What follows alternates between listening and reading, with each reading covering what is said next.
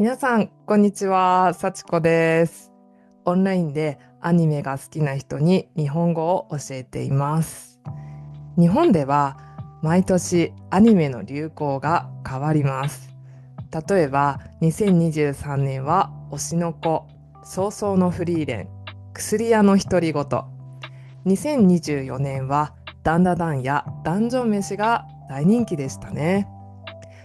今は2025年の3月ですが、今年これから始まるアニメで人気になると予想しているアニメが一つあります。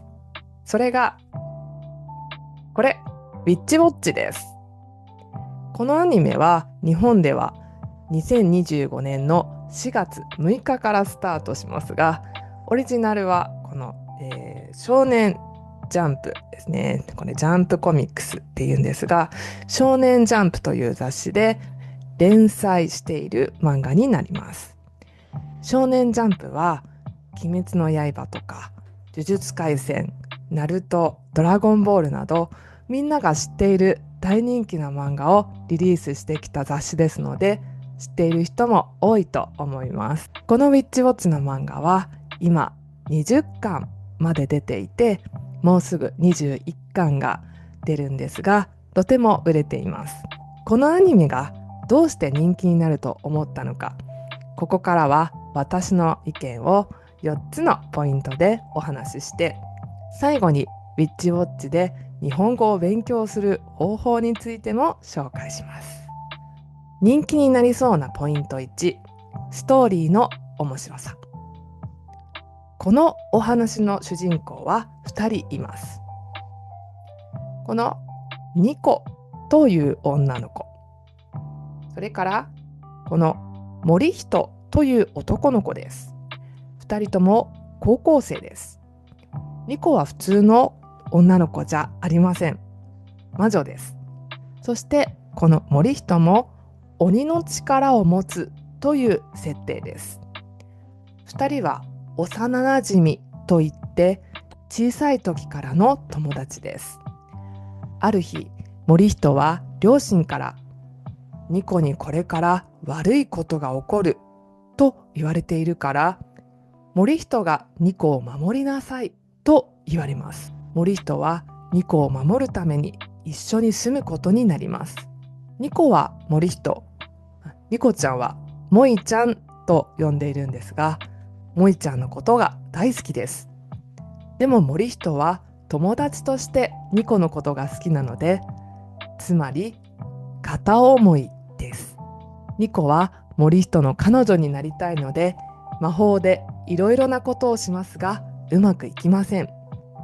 それから友達やクラスメイトを魔法で助けようとしますが、ニコはまだ修行中なので、まだ魔法が本当に下手です。毎回何か失敗して大変なことが起こります。その大変なことがシリアスではなく、例えばみんなの体をマインクラフトのキャラクターみたいに四角にしてしまったり、紙みたいに自分がペラペラになってしまったり、森人の顔だけが大きくなってしまったり、変なことがたくさん起きてみんながパニックになります。ここが面白いポイントです。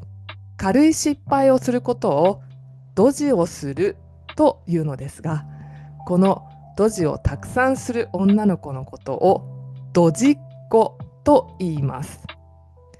例えばスパイファミリーのアーニャもドジっ子みたいな感じだと思うんですけど、日本のアニメや漫画ではドジっ子は人気になることが多いです。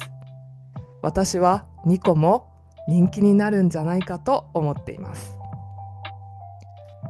人気になりそうなポイント、絵が綺麗。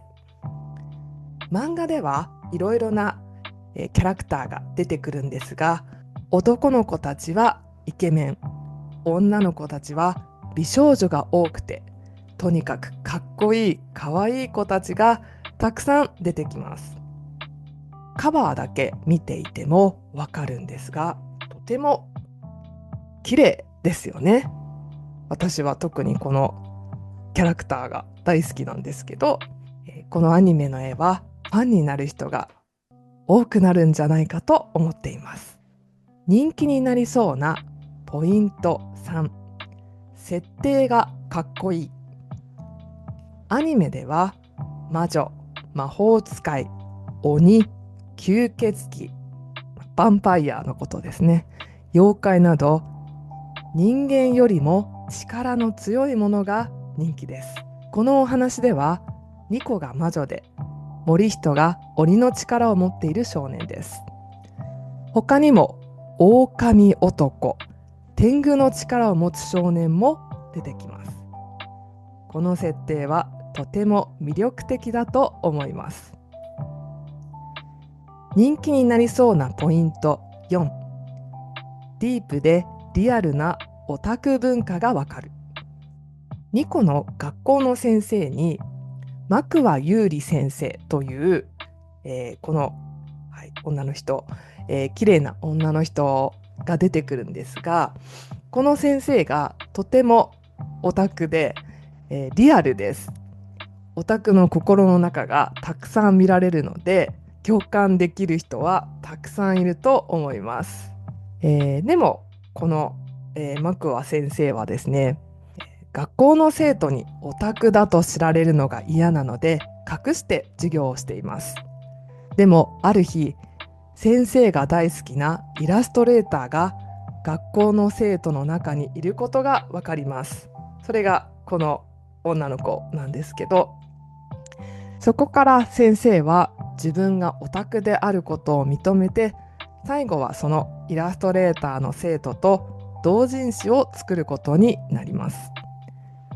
2人が話している言葉も最近のオタクが使う言葉も多く出てきますし、若者が SNS で使う言葉もよく出てきます。